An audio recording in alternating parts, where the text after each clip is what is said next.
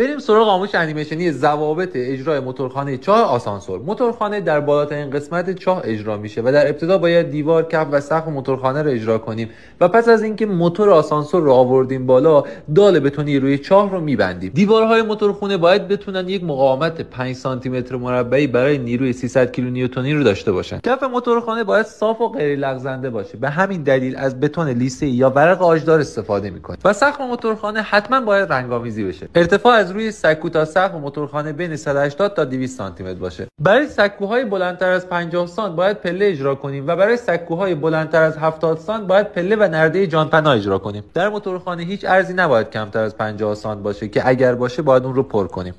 فقط تجهیزات آتش نشانیه که میتونیم درون موتورخانه نصب کنیم. موتورخانه باید حداقل 200 لوکس روشنایی داشته باشه و سیمکشی اون تو کار باشه.